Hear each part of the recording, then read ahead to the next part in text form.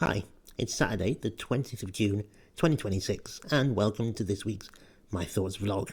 Now, as usual, this is unscripted, so anything could happen, and these are my thoughts and my opinions only, and nobody else's. Now, I just wanted to sort of talk about promises that have been made, and I think that this is particularly important in any campaign. You rely on the promises that are made by the people that you look to for answers and help. Now, obviously, as you may be aware, the Veterans Minister changed recently. The new chap is a former RAF officer, which I'm sure my dad will be pleased about. And from what we've heard, it's good news. I feel it in my bones that it's good news. It seems that he is a man of his word and a man that we should be able to trust. So I have a good feeling about this. From what we understand, he is committed to making good on that which was said by previous veterans ministers, and that he is going to push as hard as he can to get the medical review report and recommendations out to us before recess, which is something we've stressed is vitally important, and that includes a prime ministerial visit, whoever that may be. Now that brings me on to the second point. It won't have escaped your notice that a certain Mr. Burnham has been voted in as an MP in Makerfield.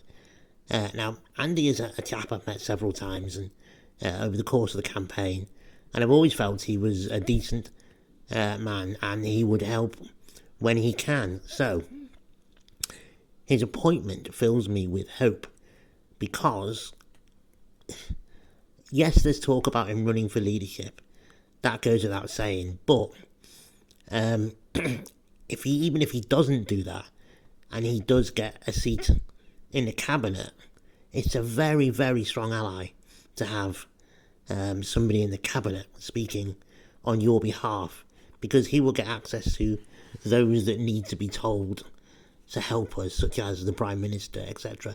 And it does depend on what post he gets.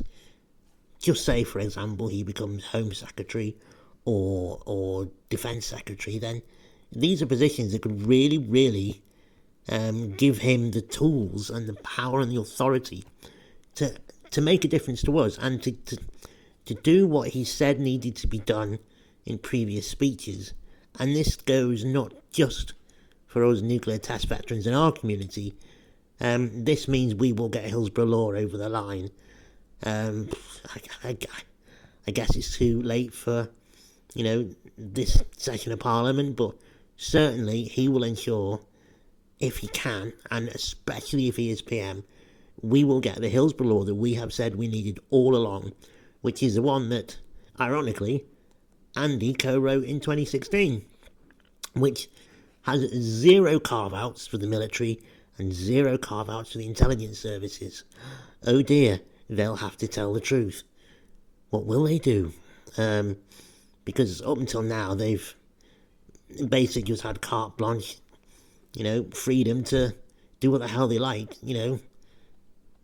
at the expense of the public and at the expense of those they have harmed. And that can never be acceptable.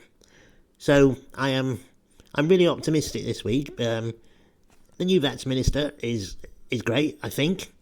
From what I know, it's a positive appointment, and I think he'll do good for us. And Andy Burnham is back in Westminster, and that is a voice I think Britain needs in Westminster.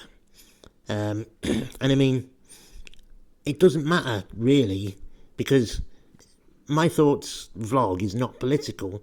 Yes, it uses politics, because it has to, because what we do cannot be done without using politicians.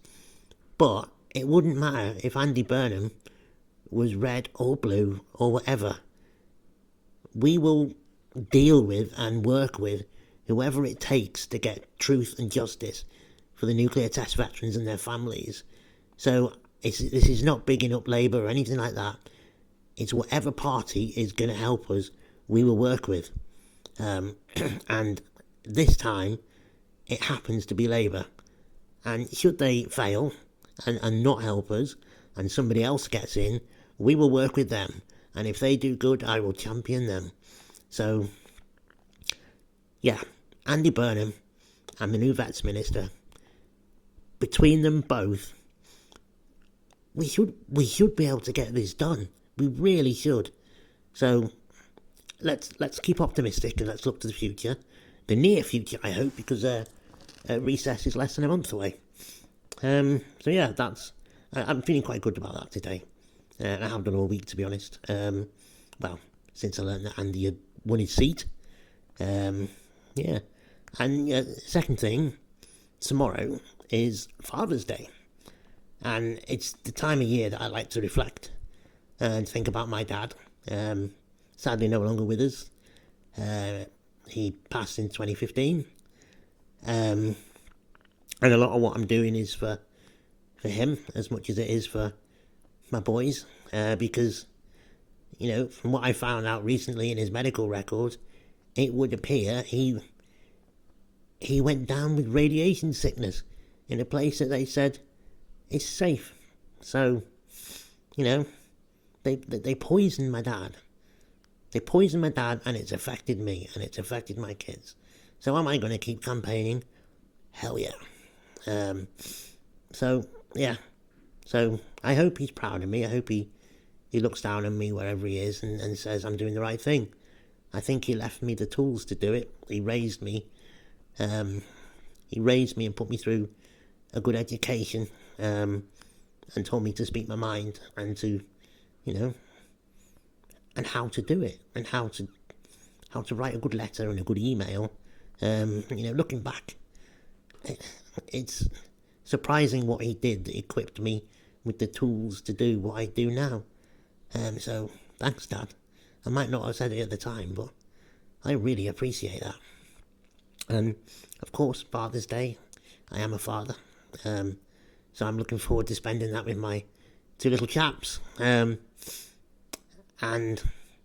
well, they're all out at the moment, so that's why it's nice and quiet in here.